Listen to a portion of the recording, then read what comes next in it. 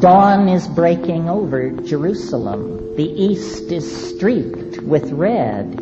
And, every click of the cosmic clock brings us closer to the process for which the planet called us into existence. This is the revelation of the Gaian mind. This is the end of the fiction of civilization and the return to a kind of symbiotic dynamic with a mind whose depth and dimensionality cannot be known by the primate mind of human beings. We are literally moving into the field of a mystery.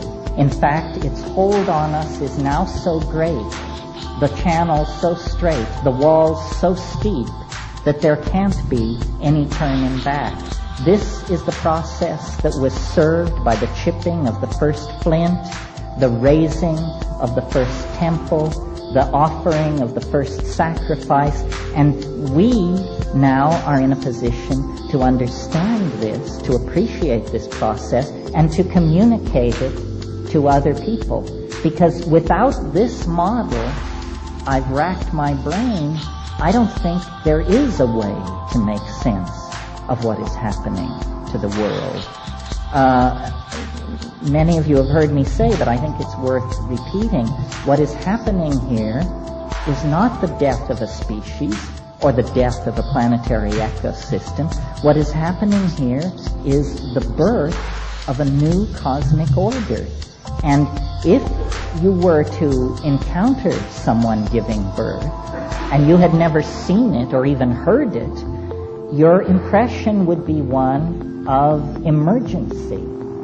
Blood is being shed, there's moaning and groaning and pain and pleading. It's a great leap to be able to look at this and say, aha, something wonderful is happening here. A new life is about to enter the cosmos. An individual that never existed before is about to take his or her place among us.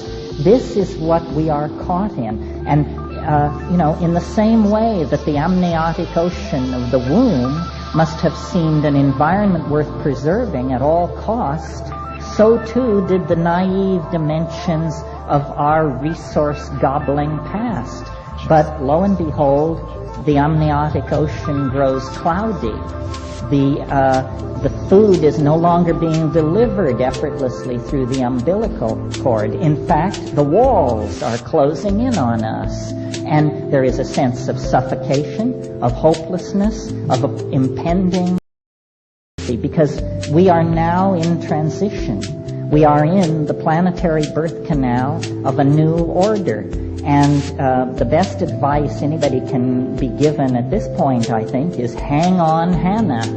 You simply must believe, because there can be no going back now, that ahead of us lies an unimaginable world characterized by varieties of freedom and opportunity that it would be preposterous for us to attempt to conceive of at this point, except through the glimmering scintillas of anticipation that come to us from eternity, through dream, through prophecy, through the psychedelic experience. And if we trust in what we know and communicate this empowering vision and act as though it all depended on us and our acts of collective caring and attention to each other and the earth, if we act that way, but know that that is a fiction and that actually we are part of an unfolding process for which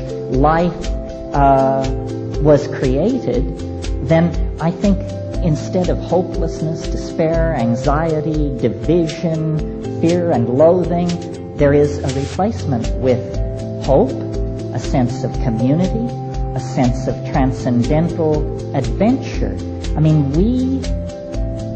consciousness rests in us. We don't know what lies out there in the starry galaxy, and it's thin soup to await the coming of the UFO knots or something like that.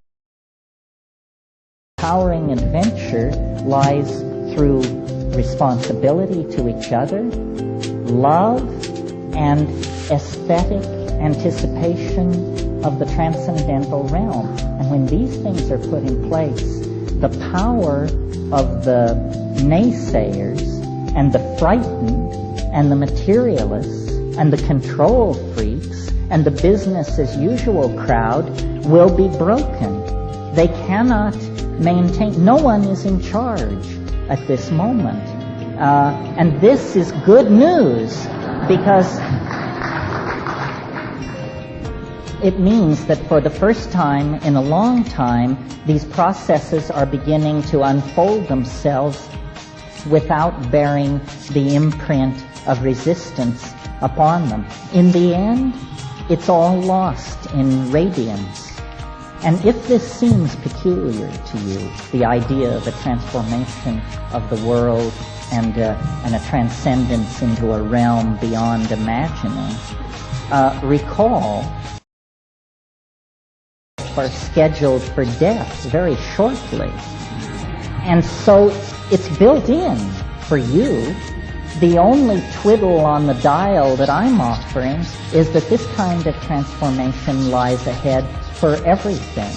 Not the death of the materialists, but the resurrection of the alchemists, the rarefaction and transformation of the human mind and body into some kind of eternal golden vehicle for the roving through and the discovery of a universe wider, grander, deeper than anything that we could imagine. And to preserve its power and its transformation, we have to keep it away from moral prescription, from too clear a definition. It is not an unsolved problem. It is a mystery, and fear kills the heart of the mystery. So we have to embrace this uncertainty, not as a problem to be overcome, but as an opportunity for shedding our pasts, shedding the monkey of history that have accumulated, and moving into a world that is literally beyond our wildest imaginings. It can't be any other way. Business as usual, as I said, is off the menu, and now it's a struggle between those who would have us lay down quietly in a kind of anesthesia anticipating ruin, or those who would have us stand up and claim our birthright and go forward into the shamanic domain of the spirit that exists when the human soul and the soul of the earth recognize each other and are united in one. And this is coming, and it's possible, and it's now. And thank you very much.